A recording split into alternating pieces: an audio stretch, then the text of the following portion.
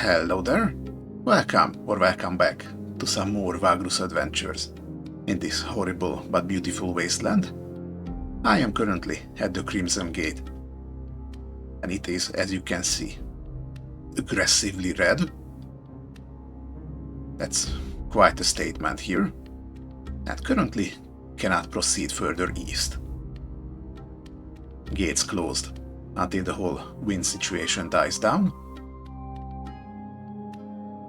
Also, if you can notice, you can actually see the shadows of the dragon riders around the place. It's an awesome little detail. Anyway, for now, I got a bunch of tasks and also some passengers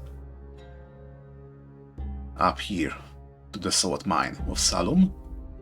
I think I'm gonna hit the Mines of Plenty on the way. Just a little curiosity. Oh, what's this?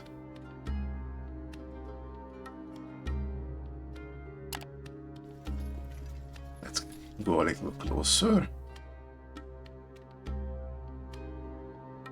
I wonder what this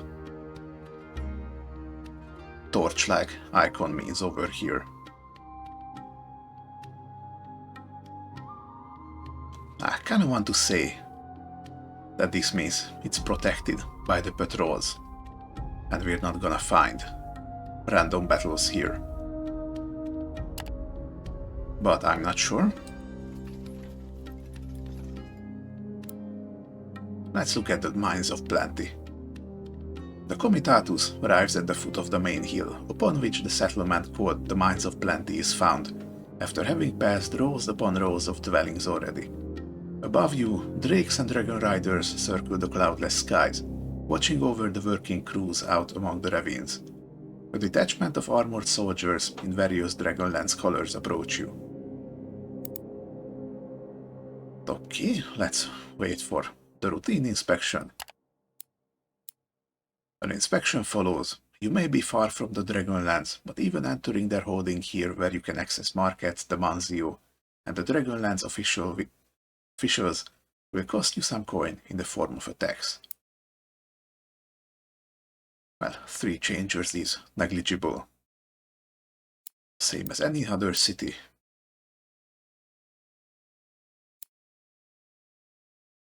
Okay, if we have Tier 3 reputation with either of the Dragonland factions, we can get in for free. For now, let's pay the tax.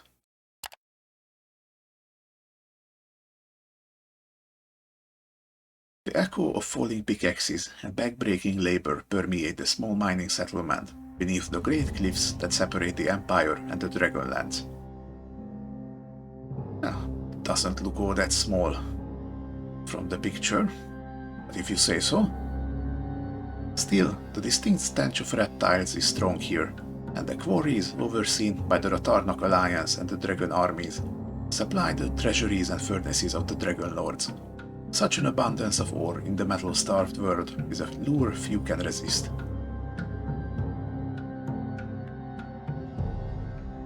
Okay, let's check the Ratharnak Emporium first. The Emporium of the Ratharnak Alliance is in a large building complex in the midst of the settlement's sprawling bazaar. You pass through the crowd and noise and smell of the market, and enter the sandstone villa's cooling shades under the green and orange canopy of awnings. The trading house offers a lot of services for those they are on friendly terms with. Okay, so you can browse special goods, as long as you don't have negative reputation. And because I have tier 1, I can also sell them goods.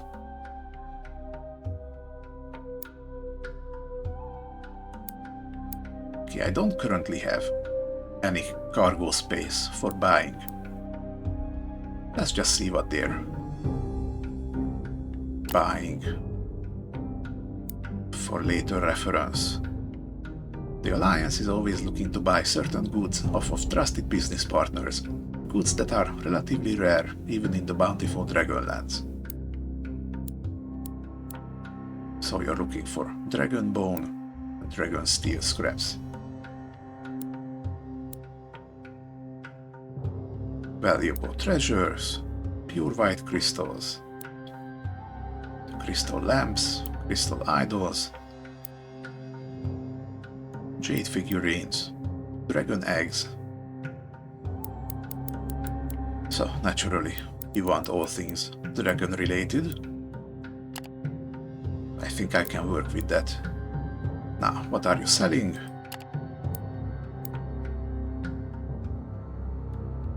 Oh, and I can actually buy a dragon bone every 10 days. With tier 2, I can buy it in bulk. That's literally all my money, holy shit.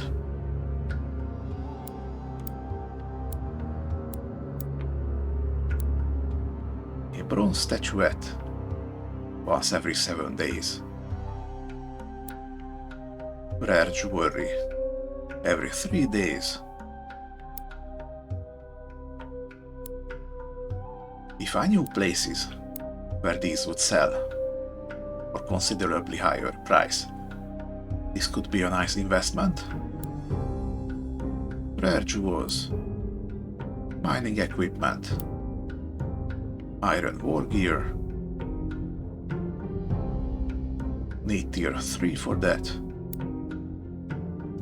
Have them reinforce your cartwheels with iron. That's 2 max march. Don't really care about that, since I'm not actually using march. Purchase medical supplies. I think I still have 7 of those. So I'm good.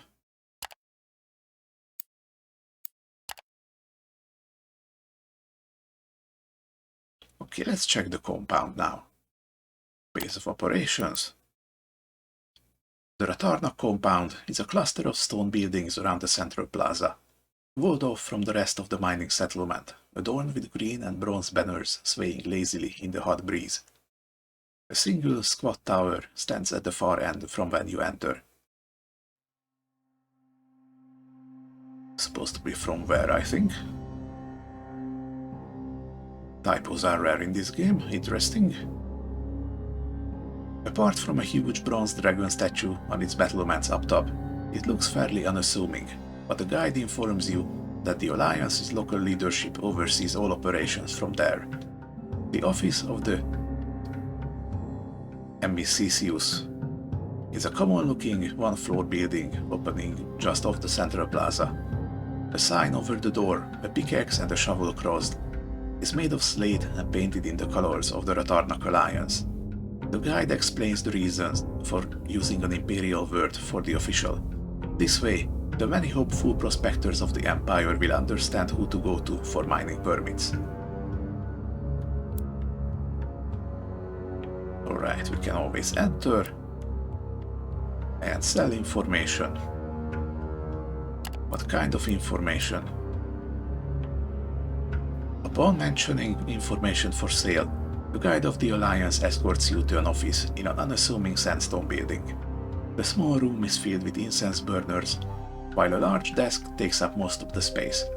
Behind it sits a burly dragon king man in Ratharnak robes and with green skin covered in scales in patches. His head is less reptilian, but the strange lizard-like eyes can easily make anyone uncomfortable. He introduces himself as Chief Investigator Dral and kindly asks you what knowledge you are offering for sale. Okay, we're probably gonna be back here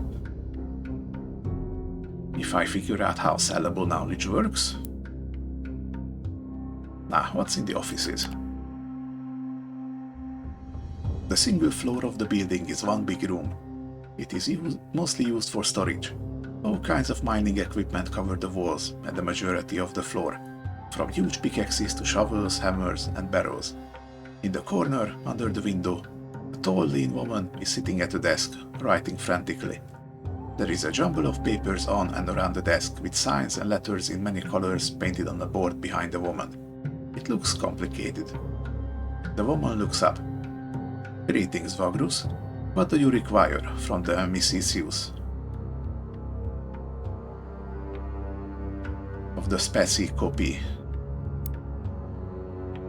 I have some inquiries. Ask about this place, and what it's here for." The woman nods. "Certainly. I am Eyelid." "Eyelid?" "Eyelid, probably. And I serve as the Emissicius in this area. I oversee the mining operations and make sure that the Dragon Lords and the Alliance receive their fair due of their precious ore mined here. You can get mining rights from me. For people who are not citizens of the Dragonlands, these are given out generally for 3 days at a time. Possessing mining rights means that you can go out to the Hills of Plenty, and a guide in each publicly licensed region can assign you a site where you can mine as much as you want in the given time. There is no guarantee of success, however. Rather, your knowledge of prospecting, the richness of the sites, and your workforce's effectiveness will determine the amount of ore you can acquire." Interesting.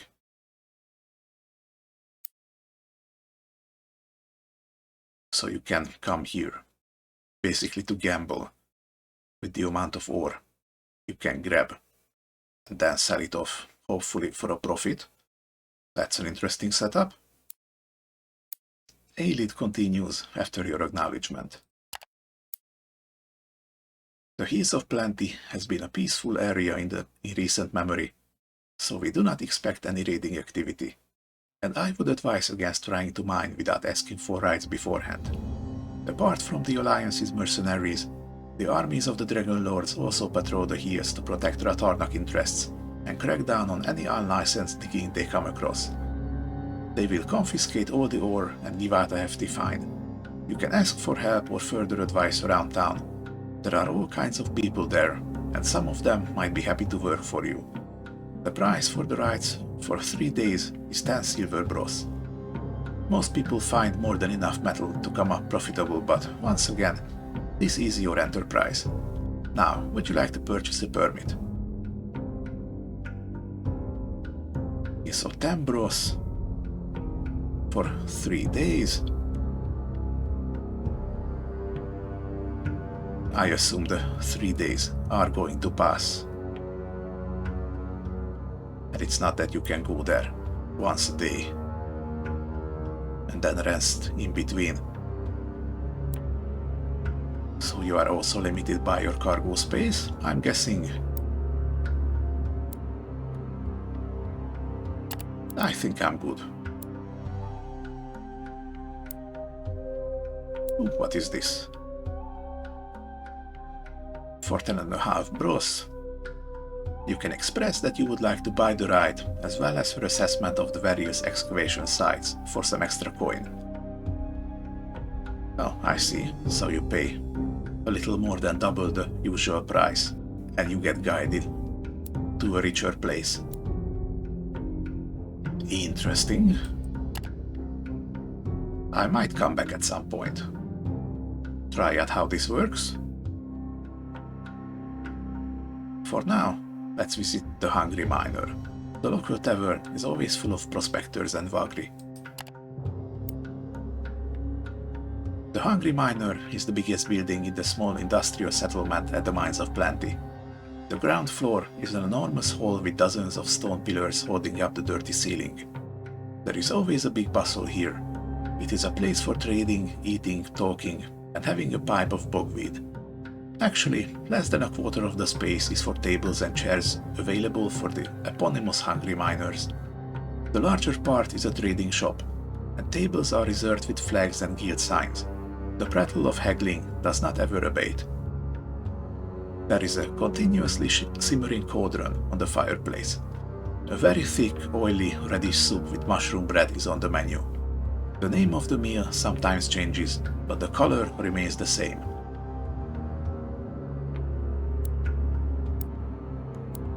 Alright. Oh hey, there's someone here that Harvek wants. First, let's ask about the town. The young maid you ask is helpful, although quite terse. It's a prospector's town, my good man. We have all kinds of trade, but what you can get here, and not anywhere else, is metals. The Dragon Guard and the Ratharnak Alliance tend to the area. The men in metal armor with the dragon decoration keep an enduring peace. You would be mad to vex them. If you want to dig, you surely can. You will need a permit from the Emissitius. She works in a simple building, accessible from the main square. If you want to get successful, you probably should hire someone who is good at prospecting. You will find all kinds of fellows for that in this hall. If you want to try any other jobs, then you should be a good friend of the Ratharnak Alliance. Their representative also resides here in town, in their very own compound, yes sir. Oh, and should you go out there, be careful with the bastards from Valarias, eh? Those white demons are only interested in stabbing you in the back and taking your valuables, they say. Good luck and die fast, as they say around here. It is a form of well-wishing, you see. In the mine, after a slide, you are liable to die slow. That is never appealing. Die fast and suffer less, they say. Thank you, and you die fast too, I guess. The maid smiles kindly. Alright then. So, what do you want, Harvek? The tainted mercenary and you sit down at the secluded table. He explains that some miners he drank with confirm that a man from his hit list is indeed close to this town. The fellow in question is a foreman at a mining venture funded by the Loaders Guild, although according to Harvek only in name. These positions are typically held by Collegium members to give them legality. In any case, he could deal with the issue alone, but asks for you to wait for him. It'll take a night for me to do the deed, boss, he tells you. So, we can let him take care of it. Insist on going with him. I assume this would lead to a companion fight. Or put the decision off for now. Well, I don't think I have anything else going on. I was about to go take a rest anyway, so sure, go and do your thing. Okay, it immediately brings us here.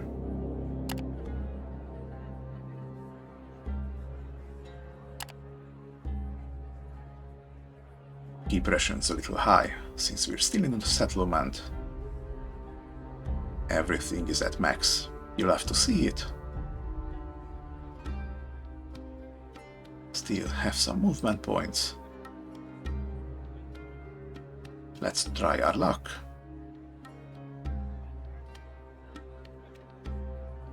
Okay. Harvek does not return until early morning. He is covered in blood, bruises, and rock dust. Certain mine shaft might have collapsed, you know, he says, shrugging. And a couple of miners got buried, along with a certain foreman. Of course, when they dug him out of there, if they dug him out, they will find out that the foreman in question was stabbed a few times before said collapse. But nobody saw me, so it won't trouble us. He took revenge on his target, and this seems to be settled. Well, good for you, I guess.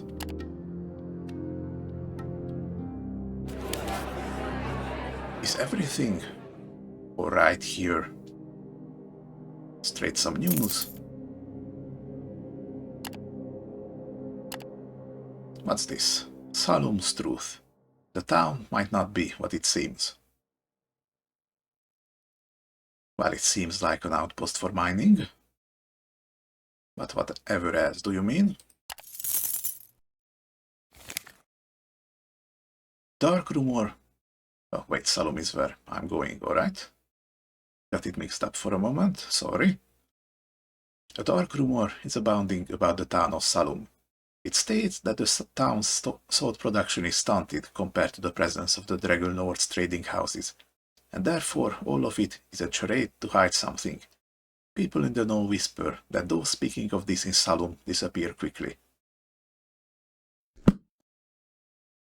Well, whether it's a front for anything or not is hardly gonna be my concern. I am just a simple Vagrus, doing my stuff, going my rounds. Everything is fine.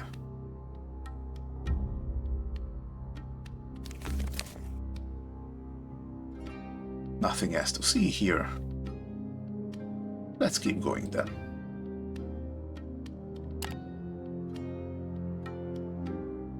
Gently go along the road.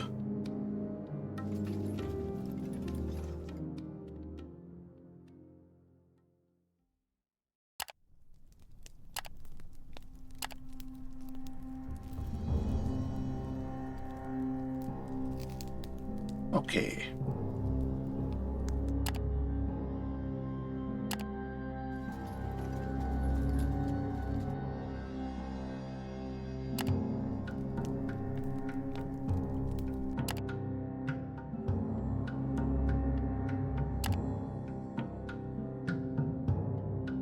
Now, let's take a look at this.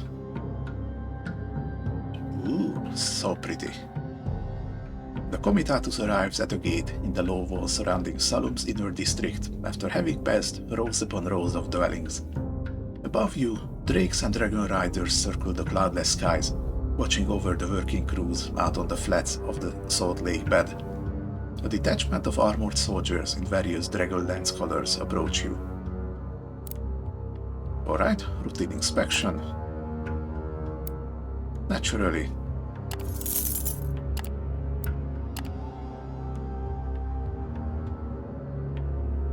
The passengers leave. And they leave a tip. Didn't know they do that. Interesting. Let's drop these off. Let's quickly see what the return trip might take. Well, not very much here.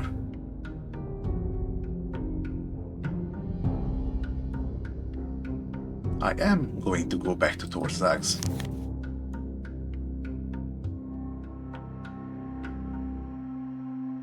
Should probably take that one. Gonna see before I leave.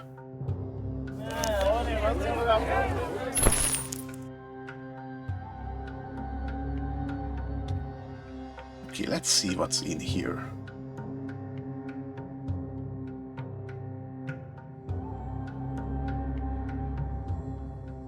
Obviously, salt would be the export here. And not much else, really.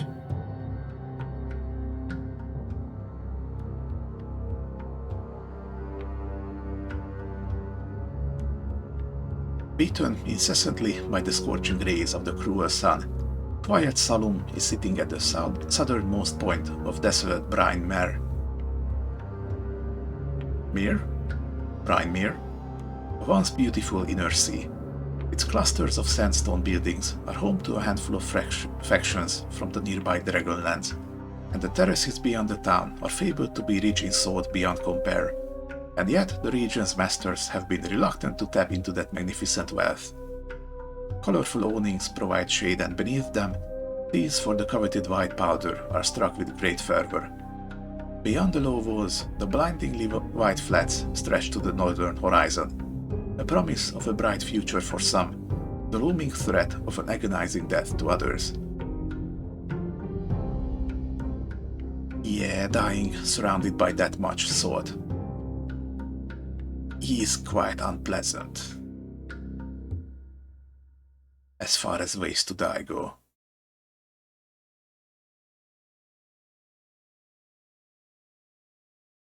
Okay, let's do a quick exploration.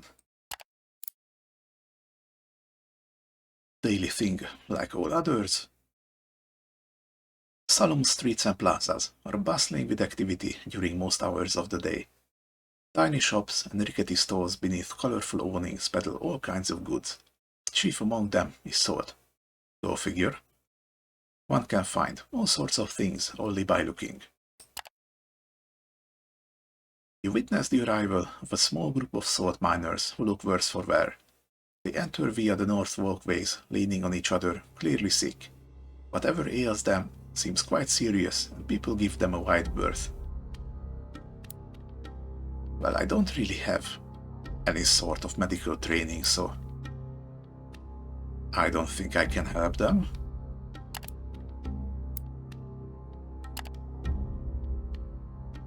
So that was unfruitful. Let's visit the center of town, Lakeview Square. The largest and most crowded part of town is a spacious plaza called Lakeview Square. There is no lake to see anymore, but one can imagine its azure expanse, where the salt flats just below Salum stretch to the horizon. Merchants fan themselves lazily under the awnings above their stalls, while locals and travelers alike idle in the shade of buildings. Several prominent buildings surround the square. There's the Outpost and the Salt Shaker Inn. Let's start with the Outpost. Hello, who are you? Upon entering the Ratharnak outpost, a small cluster of sandstone buildings bedecked with their bronze and green banners, you are taken by a handful of armed agents to meet their leader, the Chief Agent Welgan. He welcomes you to his office and offers you a place to sit at his desk. The agent is a well-built, square-jawed man without any visible draconic features. The robes he is wearing look comfortable and practical, bearing the Ratharnak bronze and green colors. "Welcome, Vagrus, welcome indeed," he says once you have taken your seat. "This is our humble outpost, such as it is. The Alliance has been present here since the beginning, but due to the consensus with our sisters and brethren in the Covenant," never gonna try pronouncing this one, "we have remained less active in our pursuits regarding Salum." You discuss their venture briefly, which seems to be centered around getting salt despite all the difficulties involved with it. Of course, we would be very grateful if you could help out with that.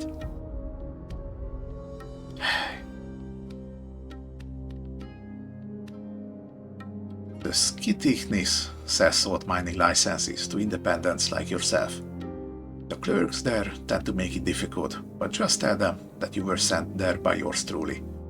I have a good relationship with the staff, and half of them owe me a favor. Bring any salt you have harvested here.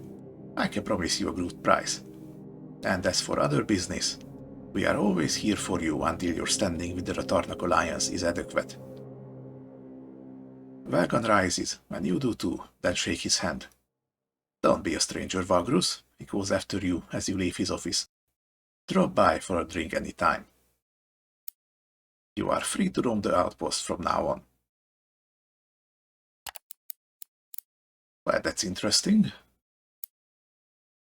The cool dark chambers of the Ratharnak outpost echo with the footfalls of busy agents. The stink of reptiles puts you on edge. Yet you are welcome here by the Alliance. Okay, so every day we can go for a drink. What does that do, I wonder? Chief Agent Welgan welcomes you with a grin and pours you a drink of your choosing.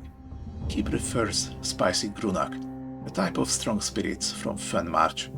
You sit down and converse about your travels, the Empire, trade prices, mercenary work, and a lot of other things. Welgan is well-mannered and assertive. This is also a good opportunity to question him on matters of interest. Okay, so if the rumors are true, then asking about it might make me disappear. Unless maybe I have some more reputation with the Alliance.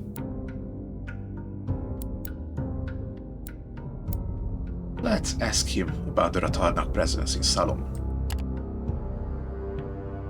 "It's a curious matter, you know," he says absent-mindedly, "how it all turned out for the Alliance. You see, We were the first to seal the deal with the Imperials here, when the realization of this location's worth hit sometime after the war. The Skitiknis Covenant, along with the Ratharnak Alliance, reached for this opportunity in unison. But the sword was quite difficult to get to. You may have heard how notoriously troublesome it is to mine the bloody thing. Now, the Imperials have the right idea, using involuntary labor. Criminals, prisoners of war, you know. We have those too, but the Dragon Lords forbade their usage, and the Alliance was cast in a bad light for proposing such a thing. So it was that Salum stayed a backwater, a thing of no consequence for hundreds of years. Our blue and opal kin overtook operations, and the little sword trickled in from their underused fields. That was until a couple of years ago. Their yield quadrupled in a mere month's time. Naturally, our own leaders became interested in the place again. Perhaps the Skitiknis found a new way of mining, a new technology to make harvesting safer. Did they finally lower themselves for profits and are secretly using slaves? Surely not. But something did happen, and we wanted to find out what. You ask him if they have succeeded, to which he smiles bitterly. Not yet, but leadership thinks we can still figure it out. Our own operation is practically non-existent, despite how much of the fields we own. But we can't give up and leave, can we? That's interesting.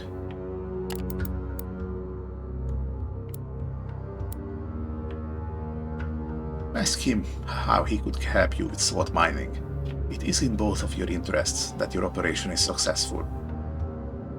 If I were to try it out.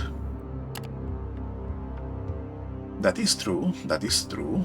Welgan scratches his head. You see, there is something that might work. It's all about protecting your workers, they say.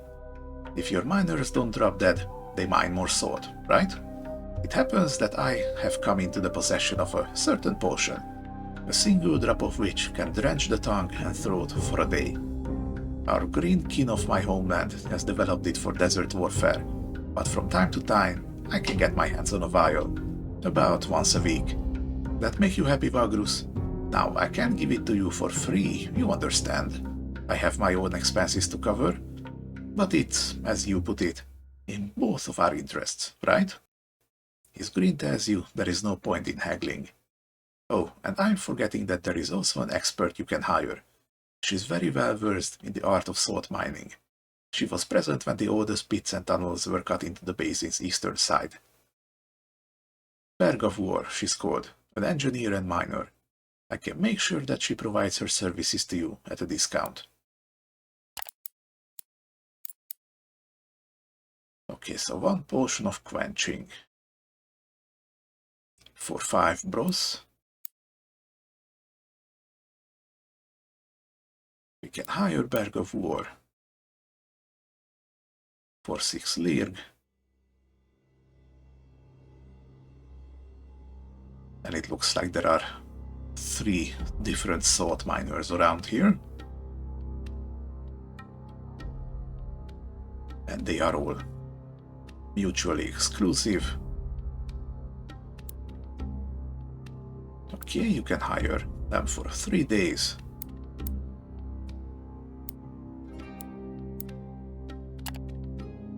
That's it for now. What can I buy here? Aside from sword, of course. Some mining equipment. What's this survival kit? Gives +1 survival, but requires to already have survival. Trapping kit, it's for hunting. I wish I had a hunt master. Then I could use this. You know what, I'm just gonna buy it now. I'm sure to find someone who can use this later. Okay, what else? No, and you can only have 1 of these. Okay. Buy some beast lures. Musculite charms. Now whatever are these doing in here? Available once every 50 days. Huh.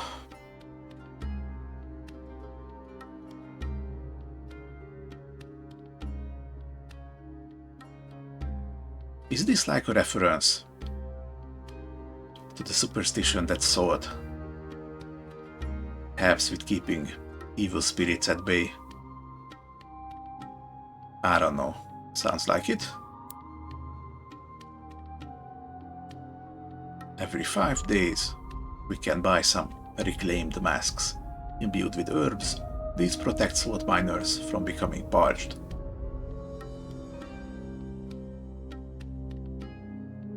Okay. Looks like there's all sorts of precautions to be taken. Quite obviously.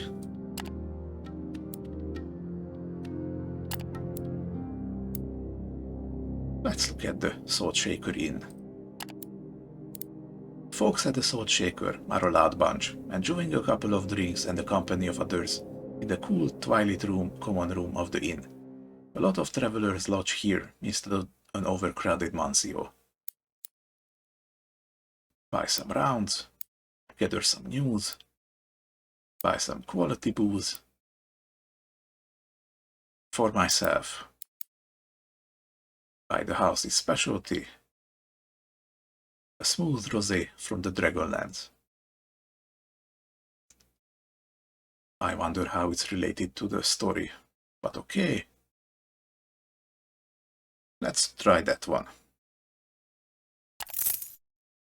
The rosé is very fruity, perhaps a tad on the tart side. You are told that it is from the southern Dragonlance, where the Green Brood is experimenting with winemaking, an art that was thought lost, but was in effect brought over by the original Imperial settlers who joined the Dragonlance. It is good enough for you to enjoy its cool flavor immensely. You feel uncannily refreshed afterwards. Gain +1 insight. Interesting. Let's see. Talk to the sword miners who frequent this establishment at all times. The sword miners who frequent the Shaker are a hardy, loud, but fairly jolly bunch in spite of being condemned to a life of back-breaking labor that can easily kill them in the long run. Well, that's just mining in general, isn't it? Paying for a couple of rounds always loosens their tongues. So, how to go about sword mining? You share a couple of drinks with a group of sword miners, and after an hour or so, you seem to be able to grasp the basics of sword prospecting here. Before you go out to the flats to find a good place for mining sword, you need to purchase a permit from the Covenant over at the Covenant House. You will then receive tokens you can turn in daily to be allowed to prospect. Yet it seems that the Covenant has been somewhat reluctant to sell these permits lately. This has caused a lull in their activities, and many of the hopeful prospectors have left Salum. Miners mention bribes and friends in positions of authority as a means to further your case. With the... Oh, why you gotta do this to me? With the skittishness. Oh, I'm gonna hate them by the end of this. Once you secure a permit, you can go out to the flats and begin prospecting. Most areas below the stagnant pools and poisonous streams of the basin are ripe for the taking, but yields can vary greatly. Most locations are good for quarrying, but sometimes you can dig deeper and hit good quality sword that way. They warn you about staying away from the green slime of the basin. Nobody knows what it is, but they consider it dangerous. I suppose that's wise? Almost equally dangerous is sword mining itself. The activity makes workers extremely thirsty, so you should be very well supplied before attempting to harvest the white spice. There are rumors of special masks that help with the issue, but the folks here do not know how to get those. Naturally, the larger your crew, the better yields can be expected. And of course, you will need mining equipment to be able to start working. Okay, that's one very important detail here. Last but not least, you can probably hire some veterans of the prospecting business here or elsewhere in town. These specialists will be costly, but can improve your chances of successful operation considerably. Oh, and don't sell the stuff here should you succeed, Wanderer. An autarkian man tells you confidentially. Take it to some place it sells for a lot of coins. Or try the Ratharnak. They seem to be eager to get sold right here. Alright then. I suppose this takes us to the other two salt miners. You ask around in the common room for experts, guides, and local specialists. Quite a few names are mentioned. People introduce others, share knowledge and experience, vouching for someone else, or specify their own areas of expertise. In the end, it comes down to two individuals, who most regard as trustworthy experts in the field, a tainted fellow and an imperial expatriate. The tainted man is called Kodan. He has 4 long arms, always busily fiddling with something, while his spine is adorned with bone spikes. He used to be a slave at the Algoros work camp, but was later liberated. Kodan offers his services for a standard fee, assuring you that his many years of expertise on brine mere salt harvesting will make the investment worth it. Other patrons confirm this. Then there is Titus Brosco, an older man who left the Empire where he was tricked out of his veterans' wages by corrupt politicians. He took his knowledge as a military engineer and applied it to salt mining. Titus's skill and honorable conduct is nearly legendary among the miners, and so his services are quite pricey. Okay, so Kodan is half a bros, and Titus is 1 bros. For 3 days, okay.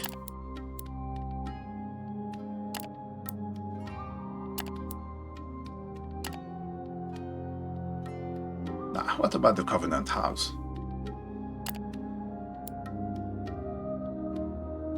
The sprawling wood compound that forms Covenant House is bedecked with the light blue banners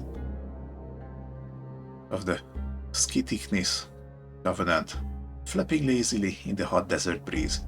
Azure awnings cover most lanes and paths between houses, while the occasional small garden breaks the monotony of sandstone and blue cloth. Many of the walls are decorated with strange glowing glyphs. Whoever wishes to do business with the Covenant has to come here. Alright, we can buy and sell. Sell information. Okay, what are your special goods?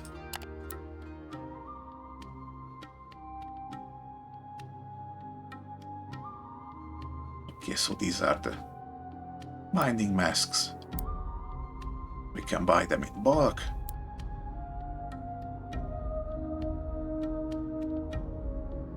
Hopefully, this works like healing kits and only occasionally get used up. You also sell dragon bone, dragon steel, ancient stone tablets, arcane texts, dragon stone of celerity, dragon stone of clairvoyance, teleportation, enchantment, amulet of concentration, scrying orb. Wow, there's a whole lot of artifacts here.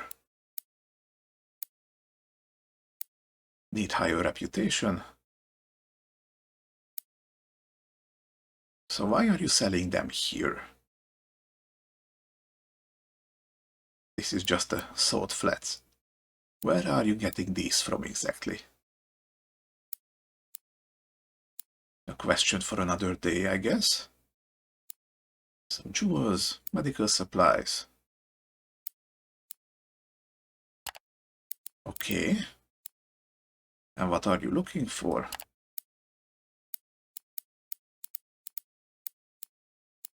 Dragon stuff. Okay. There's gonna be a way for me to gather those. Perhaps there's a specific ruin or something. Interesting. Purchase permits that allow you to mine salt in the basin to the north. How much? You manage to find the low sandstone building that houses the office where you are supposed to purchase a permit. It is fairly well tucked away at the back of the complex, and no sign points to it or is displayed on its facade. Entering through the low door leads into a dark room where one is supposed to wait in line, but nobody is here. The only corridor is hidden behind a pair of curtains. A sign next to it reads, "Come back later, we are busy." You eavesdrop briefly, only to hear several voices, apparently laughing at bawdy jokes and gossiping about colleagues. Okay, do we barge in? Or do we stay obedient and wait? Well, we already know that they don't really like giving out these permits. So if we just stay here, they might just ignore us altogether. So let's go in. You part the curtains and walk down the corridor. The room at the end is lit by candles, and the little light that enters through the slit windows. Half a dozen clerks sit at tables who now look at you with a mixture of surprise and indignance. You tell them that you are here to buy a salt mining permit, and you haven't got all day, so you neglected the sign. The clerks pull faces, and most of them turn back to stacks of papers in front of them. The exception is an older woman in purple robes, who turns to you with a fake smile and tells you that the sign outside is a mistake, but that she cannot give you a permit. What follows is a complex, headache-inducing rundown of several interconnected sets of laws and rules. It is supposed to explain why they cannot sell permits, currently. It may change, they do not know when. Your frustration rises as the argument continues. More and more clerks butt in, and somehow you feel that they have no intention of solving this problem for you. Yeah, that's bureaucracy for you. However, you tell them that Chief Agent Welgan sent you here. The clerks become friendly right away. Yep. At length, it turns out that you can in fact purchase permits. The clerk lady in the purple robe stamps the documents with your signature, then explains that from now on, you can buy tokens that are then turned in at the site for each day of harvesting. You can purchase tokens from the clerks here. You are to then go out into Brinemere and look for overseers who collect these tokens and designate your work site. If you start mining without doing this, you will be fined and your sword will be confiscated. More distant areas of the basin are out of the control of the Cataclysm Covenant, and so you may not need to pay tokens there. Depending on the area, sites cost between 2 and 5 tokens per day. So buying just 1 token is literally worthless. With that, the clerk opens the large chest full to the brim with small pearlescent tokens with the Cataclysm insignia and offers them for purchase. Okay, let's buy 3.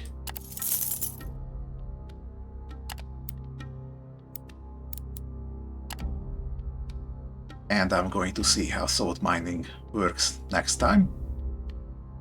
I'm gonna leave it here for now. Thank you for watching. If you like my misadventures, do consider giving the video a like. It helps me with the algorithm. And as always, I hope to see you in the next one. Until then, safe travels, Vagrus.